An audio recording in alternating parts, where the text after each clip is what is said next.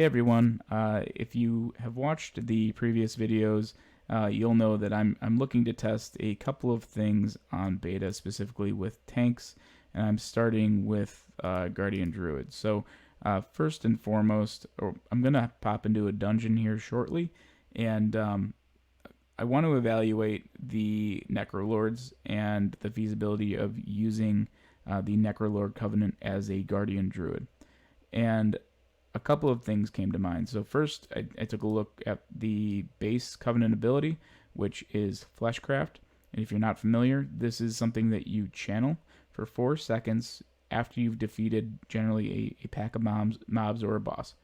If you channel it without having an enemy around, you're going to get a 20% shield for 2 minutes or until it falls off, but that can scale up to 50%.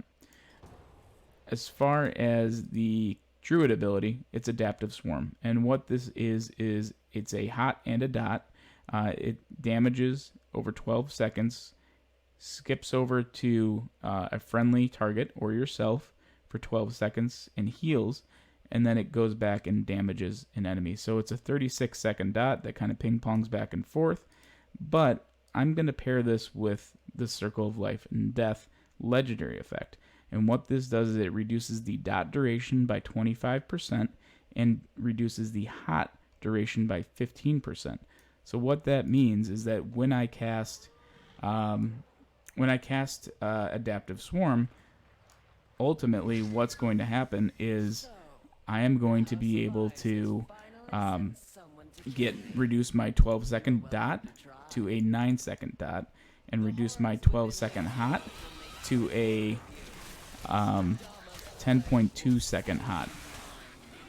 And I'm going to go ahead and I'm going to try to get it up as frequently as possible just for the sake of testing. So bear with me because the playstyle is not going to be exactly perfect, but I do want to see exactly what the throughput is on these abilities to see whether or not this is viable. And if you've watched any of the other videos that I put up recently, you'll know that I'm really looking at just a couple of things each time I do one of these dungeons. The first is, how does it feel rotationally? How does it feel in terms of just playability? Is it something that feels awkward to push that button, or is it something that actually makes a lot of sense and thematically fits or benefits me in a way that makes me want to push it as often as possible?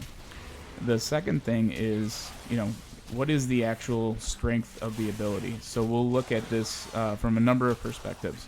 We'll look at it on boss fights, and then we'll look at it overall throughout the course of the dungeon. And we're going to leverage details for that. And then lastly, the viability. So despite the fact that something feels good, or despite the fact that something is super strong, is it actually going to be viable in all settings, or is it more of a niche benefit?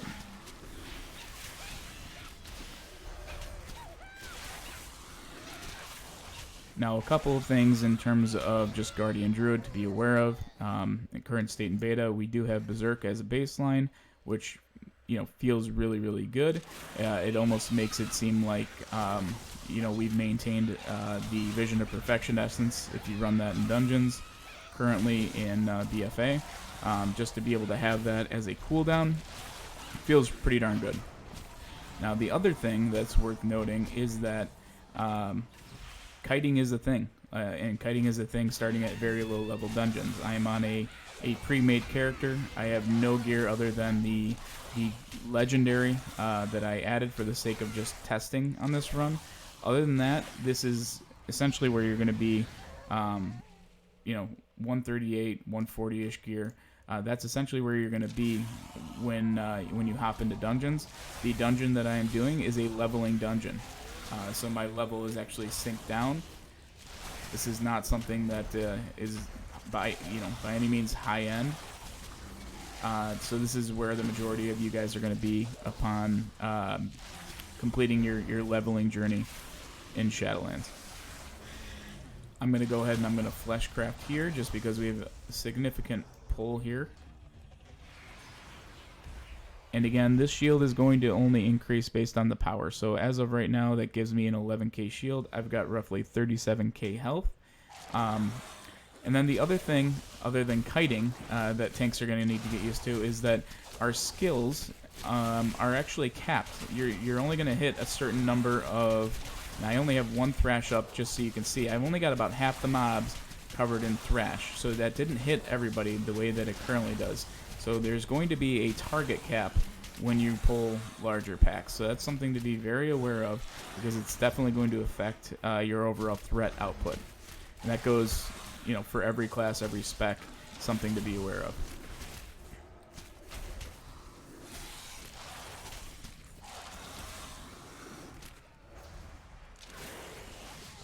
And we are doing Plaguefall. This is the dungeon that is located in Maldraxxus, so this is essentially the Necrolord dungeon. As you level, it's in that zone.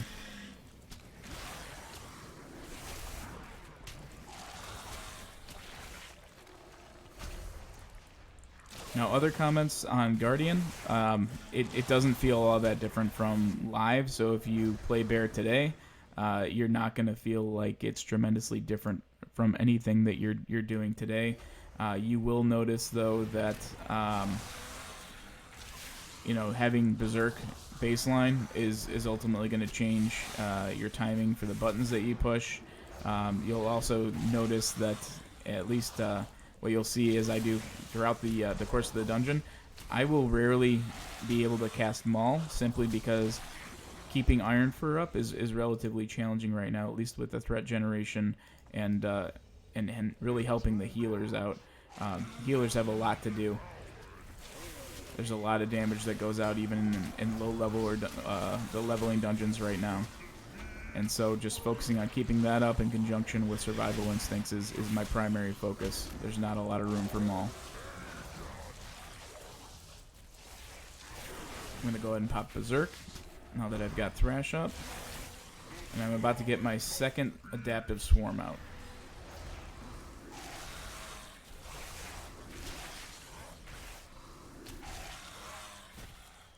Now when I cast Berserk, that's about the only time I'm able to burn anything on Maul.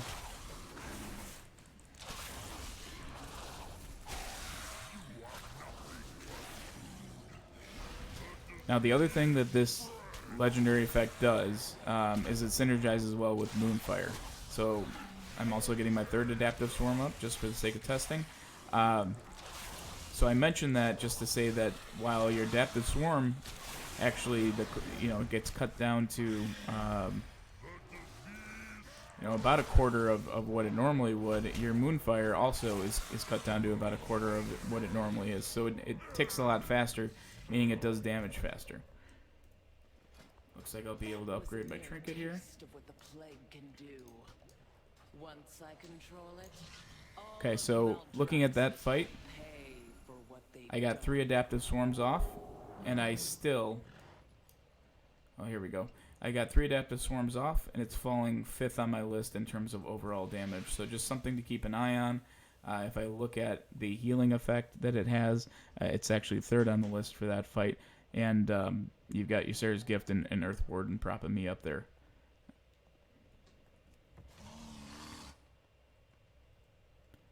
We've got a couple AFK people here, so I'm just going to wait a second. And it looks like we had a Shaman DC and someone leave. So we are going to go ahead and get this filled.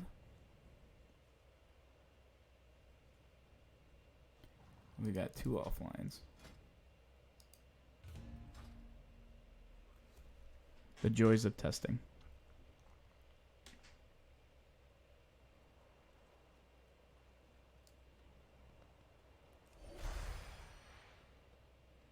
Got a healer here, so I might as well pull. We'll pull small.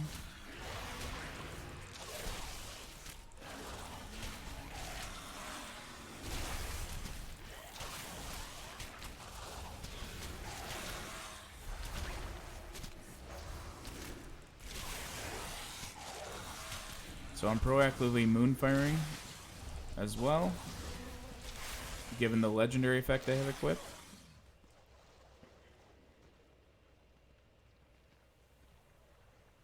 wait for this patrol to come back around, because someone's going to get it.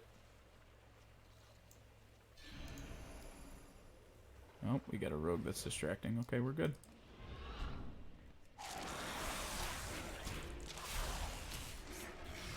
Got Adaptive Swarm out.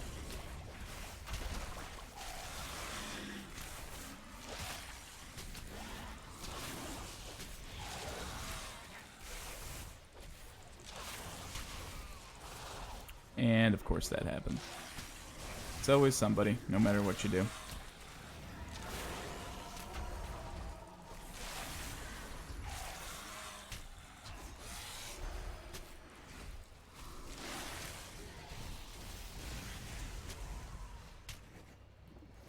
Okay, that time I was a little late on Adaptive Swarm. It actually jumped to a party member first.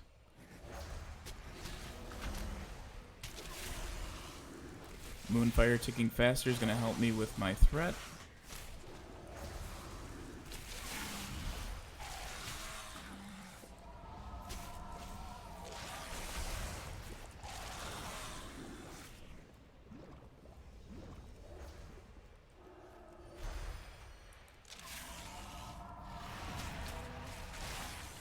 Got Adaptive Swarm up again.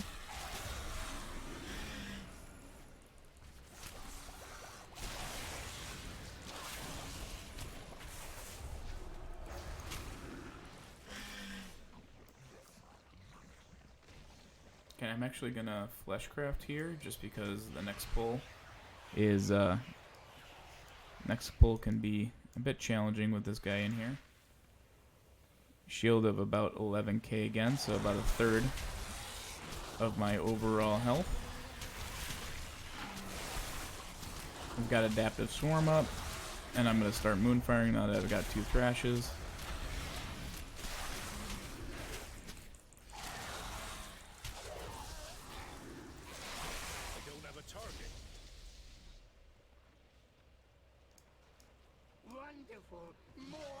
And we've got a bit of a gauntlet here, so we're going to want to take these tentacles that pop up and knock them down as soon as possible. Got Swarm up again. And what I will say so far is that Swarm, it actually feels really good. So to answer the first question, it feels very good because it fits very well rotationally. It gives you an extra button to push that you just normally don't have ready to push in current state bear.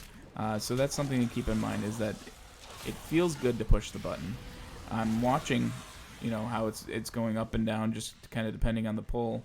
So I'm watching the throughput of it, so it feels good. I just don't know if it's quite strong enough as it stands today, just baseline.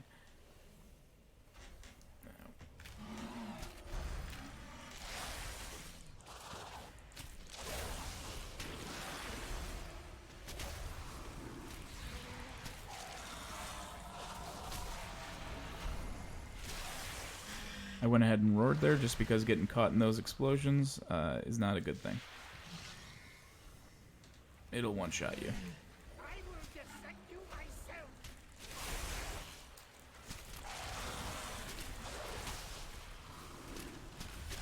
We're going to go ahead and Flashcraft right after this just because there's enough stuff up that it might be worth the shield.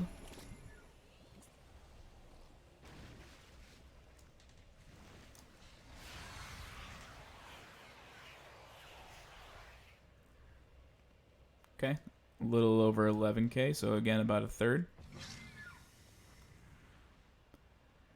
We're going to clear this platform because the boss bounces around. Got Swarm up.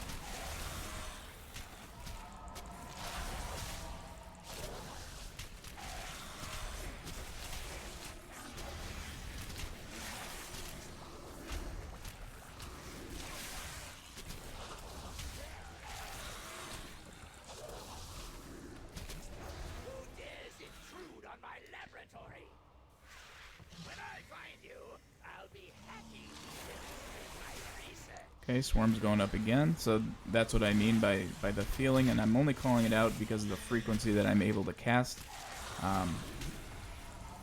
It just, like I said, it feels nice to open up a pull, knowing that you probably have to get it out early, or it's not going to cycle and be able to do as much damage or healing as you need it to.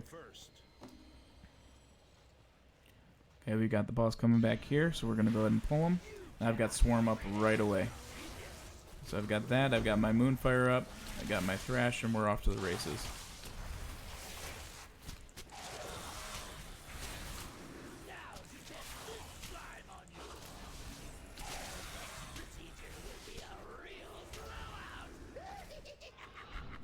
Helping the group out with a roar. Got to get out of that water as soon as possible, and I got Swarm out again. So second time for this boss. Let him hop around a little bit while we get ads under control.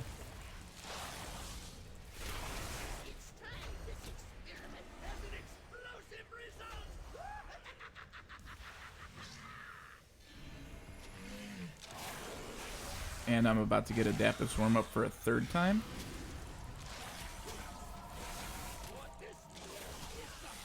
And I'm going to kite away. It's getting low. The healer is falling behind somehow. They should have enough to get him down. There we go. Okay, so we'll just take a look at that real quick. Adaptive Swarm, 4.4k of my overall damage. Moonfire is way up there, though. And again, that's mostly because of the legendary effect and the throughput that I'm getting by having multiple Moonfires out. You only get one Adaptive Swarm out, so...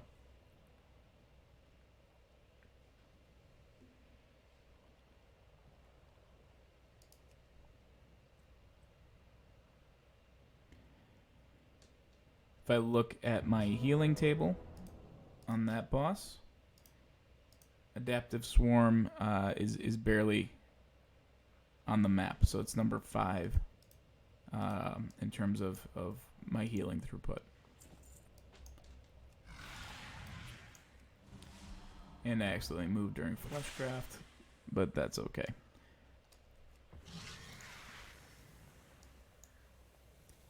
Got a healer who hasn't taken a res yet. Healer might have had some connectivity problems. We're running into problems this time.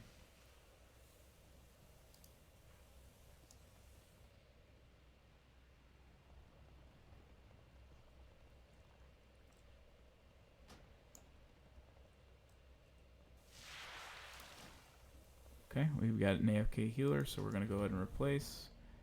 Let's see if these guys can sneak by without pulling. Almost.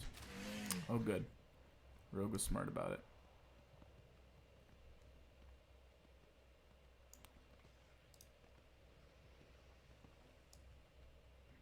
Alright, we'll let the healer catch up, and then we'll get moving again. I'm out of range. Do some small pills until then.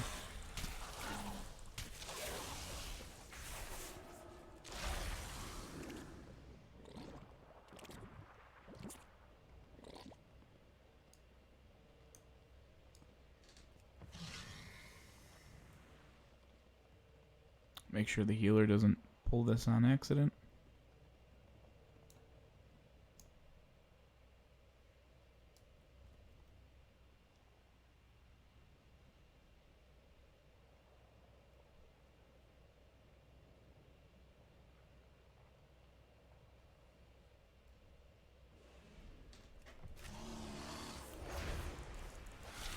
Happens every time.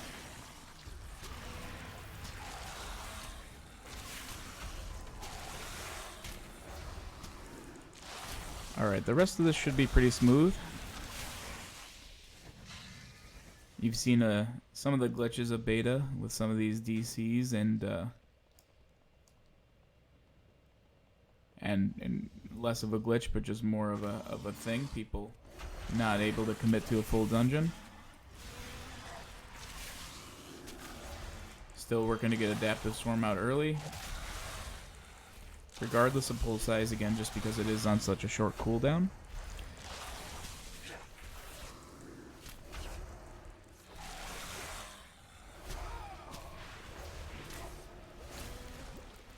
Looks like they got the rest of the slimes from up top, somehow.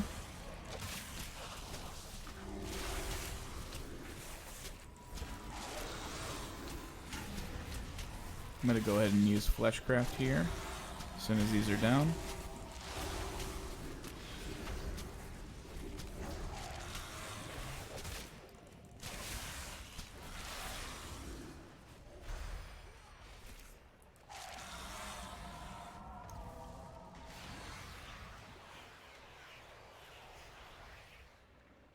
Alright, just over 11k again, so about 30% of a shield.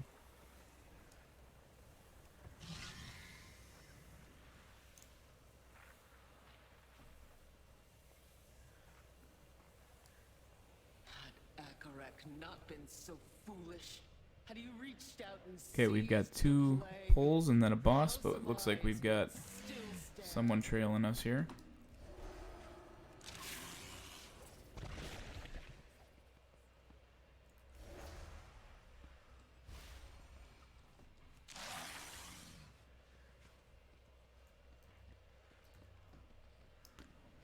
Okay, so these 2 poles are a little weird. You're going to have a spiderweb effect. You have a couple of stealthies in here too, but you have a spiderweb effect that you don't necessarily want to get out of. At least it doesn't look like it right now. And the reason for that is the second you do, people start dying as a tank. It could just be a little glitchy right now, but you're able to cast while you are in a web. And so I'm able to keep aggro while I'm in the web. So even if it gives me a little bit of damage, it's actually worth taking that so that I'm not out of range and people don't end up dying. So we're going to go ahead and just clear this room because ads do come on this boss. And then we'll jump into boss, and then we'll go just about straight into boss for the end here. So again, the web's coming out. I see it. I'm standing in it on purpose. I got Berserk going so that I can get all the different ads that pop.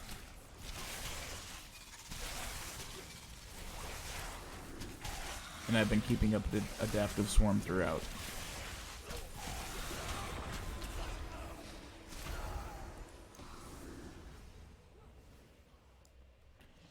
I'm actually going to take this pack and Fleshcraft before we take boss.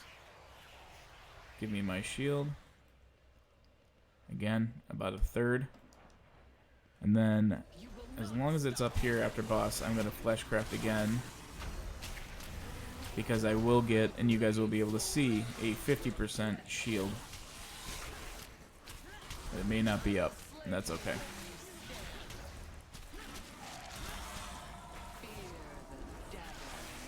Alright, we have assassins coming out.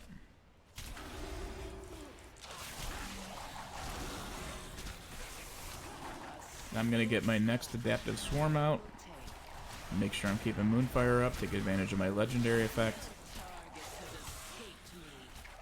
Got more assassins over here.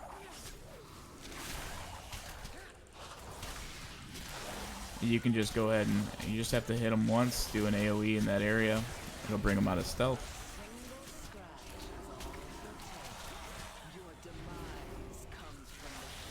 I disoriented them, and now we just need to blitz boss here to get him down. My final adaptive swarm went out at about 5% boss health, so it didn't do a whole lot. So we're looking at, again, it placing around 6, so middle of the pack in terms of your abilities and what ultimately you're doing.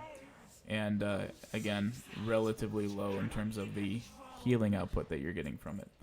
I've got 30 seconds on Fleshcraft, so I'm not going to hold up the group. We've already been in here long enough. But that would have given me a 50% absorb shield whenever you use it next to stronger enemies. So that's worth noting, especially if you're going from a boss like this, which is essentially, you know, coming up right to the next boss. And these mobs actually hit you pretty darn hard unless you kite them. So that shield would have been beneficial here. I'm getting Moonfire up to help get these guys down faster. Because all I'm going to do is just try to hold aggro and try not to get hit too much.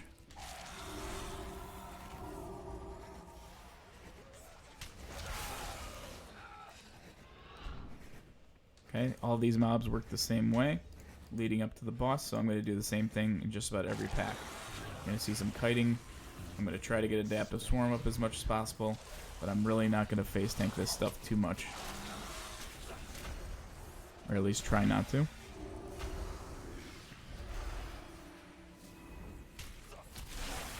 Get some thrashes up.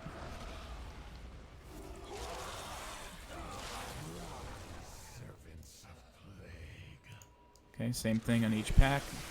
We've got the whole room pulled though, so we're not going to be able to aggro everything.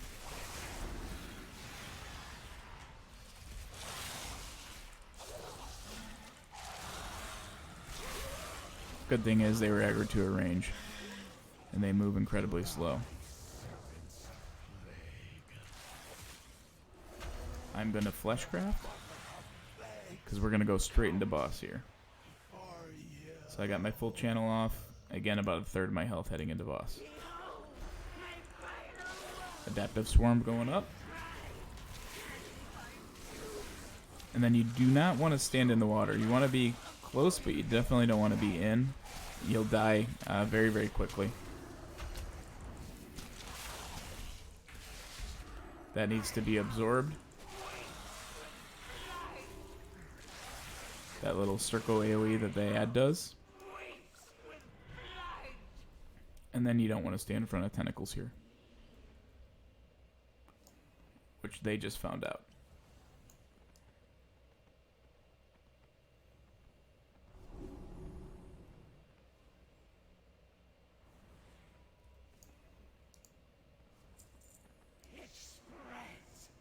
And these tentacles come out in a different pattern just about every time I've done this boss. So you never necessarily know what you're going to be getting, which makes this more fun, I think. We got this add up. So again, I'm going to absorb his slime if he gets it off. And there you go. You see the tentacles popping up in a pattern. You're basically going to have to move to absorb, or to avoid them. You don't want to absorb.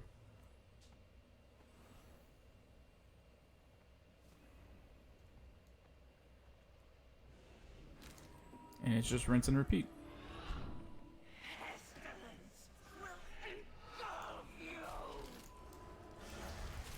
Adaptive Swarm going up. I'm going to get a Frenzied Regen out. Just because there's an initial spike of damage when she reactivates. And there we go.